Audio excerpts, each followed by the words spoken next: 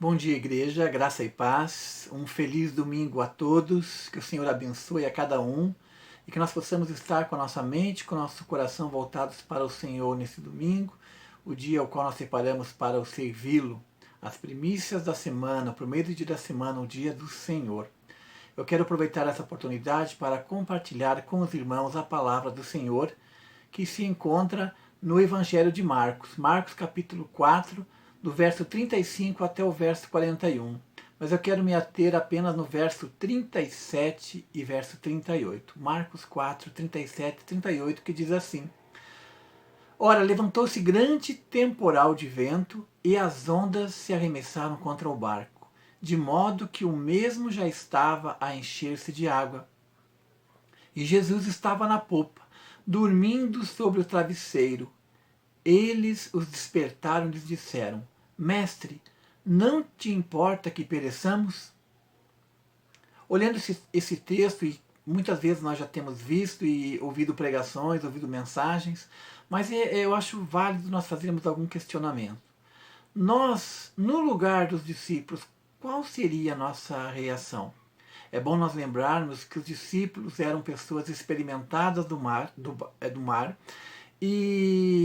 e eles questionam a Jesus a ponto de despertar Jesus porque os ventos eram muito fortes. A água já tinha entrado dentro do barco, já estava quase a encher-se de água. E eles estavam com muito temor, com muito medo e despertaram o mestre que estava dormindo na popa. E eles disseram: Mestre, não te importa que nós pereçamos? Nós estamos perecendo, isso não mexe não o desperta, não se faz com que não se preocupe conosco, se vamos viver ou se vamos morrer. É uma indagação legítima. A primeira pergunta que eu quero estar trabalhando nesta manhã com os irmãos é: por que o mestre dormia? Os fatos que ocorreram ali antes, nós vemos a narrativa que Jesus passou o dia todo com a multidão, pregando, ensinando, curando, fazendo toda a sorte de cura, anunciando o evangelho do reino. E nos diz no início do texto que já era tarde quando Jesus diz para eles: passamos para a outra margem. Passemos para a outra margem. Então, por que Jesus dormia? Porque ele estava cansado. Mas será que esse cansaço dele era tão forte que a ponto de não despertar diante de uma tempestade? Às vezes nós também, muitas vezes, estamos com sono profundo, por passar a semana acumulado de canseira. E às vezes nós não ouvimos barulho, não ouvimos nem fogos, muitas vezes não ouvimos gritos na rua, não ouvimos cachorro latindo. E nós estamos realmente, como nós dizemos muitas vezes, quase que desmaiados. Jesus estava muito cansado. E os discípulos o despertaram para que ele fizesse alguma coisa. A outra pergunta que eu quero trabalhar com os irmãos nessa manhã é a seguinte: quem deu a ordem para eles atravessarem o lago? Eu já acabei de dizer no início agora que Jesus diz aos seus discípulos: passemos para a outra margem. Então Jesus que pediu para que os discípulos entrassem com ele na embarcação e passassem para a outra margem. Mas será que Jesus não previu isso? Será que Jesus ele não sabia que ia acontecer uma tempestade? Se nós olharmos na palavra de Deus, tudo o que Jesus fazia era em conformidade com a vontade do Pai.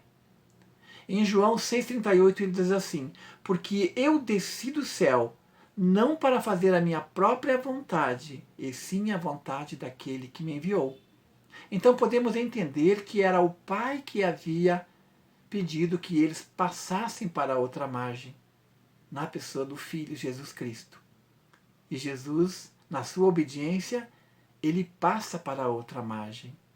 Quando o Pai ele traça o nosso caminho, quando o Pai orienta para onde vamos, quando o Pai nos dá uma missão, não tem como nós nos preocuparmos, ou não há necessidade de nós ficarmos ansiosos, pensando que nós estamos desprovidos da segurança, do abrigo, da ajuda, da proteção do Pai.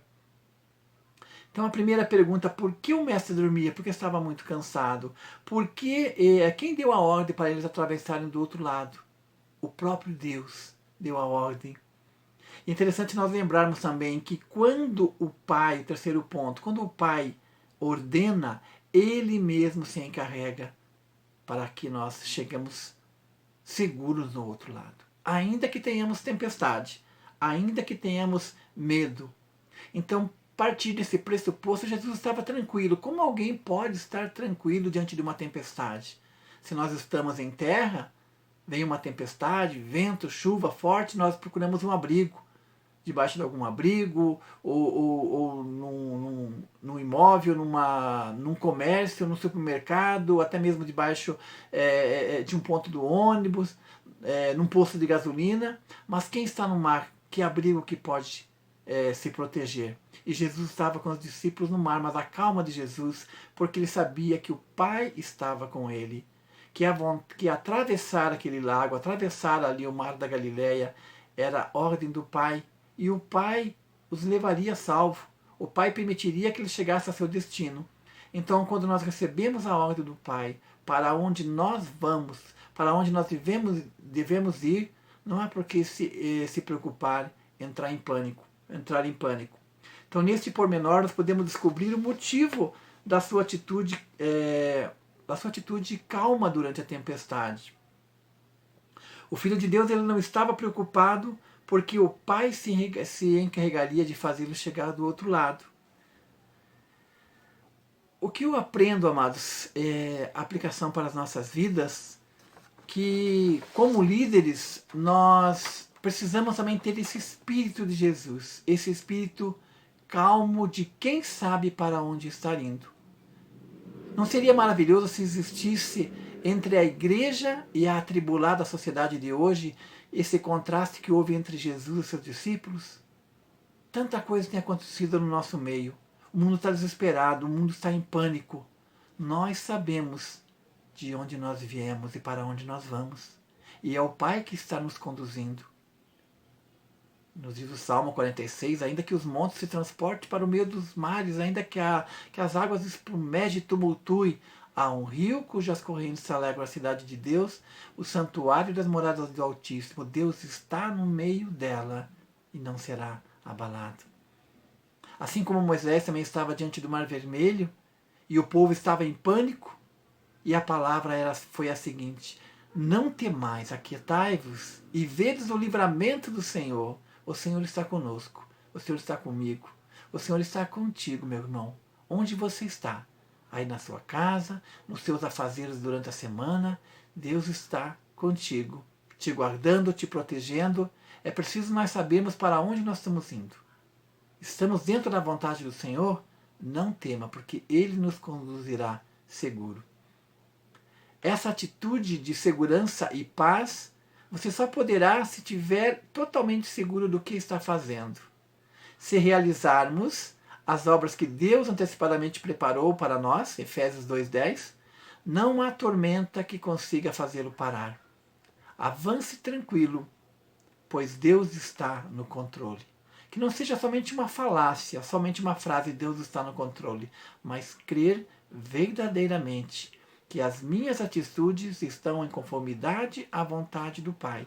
Porque Jesus disse, eu não vim fazer a minha vontade, porque eu desci do céu, não para fazer a minha vontade, e sim a vontade daquele que me enviou.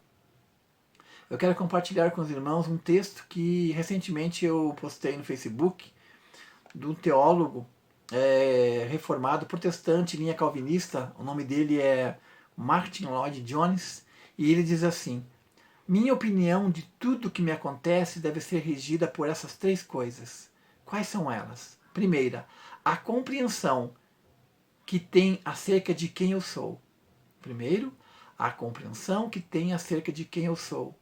Segundo, a consciência que tenho de para onde eu vou. A consciência que tenho de para onde eu vou. E o terceiro, o conhecimento que tenho, o que me espera quando chegar lá. Primeiro, a compreensão de quem eu sou. Segundo, a consciência que eu tenho para onde eu vou. E terceiro, o conhecimento que eu tenho, o que me espera lá. Que nós possamos olhar para Cristo. Lembrar das suas promessas. Quando ele diz, eu vou preparar-vos lugar, para onde eu estiver, estejais vós também. E nesse trajeto há tempestades, há lutas, há desafios, há medos, há temores, mas o Senhor está conosco, porque o caminho que nós estamos traçando é aquele que o Pai nos orientou. Então aquietai-vos, Ele está no controle. Que o Senhor possa estar nos abençoando, que nós possamos estar confiando a nossa vida, a nossa casa, o nosso barco nas mãos do Senhor Jesus. Ele é o exemplo perfeito da pessoa do nosso Deus. Que o Senhor lhes dê um bom dia, na graça e na paz de Cristo. Deus nos abençoe. Amém? Fica com Deus.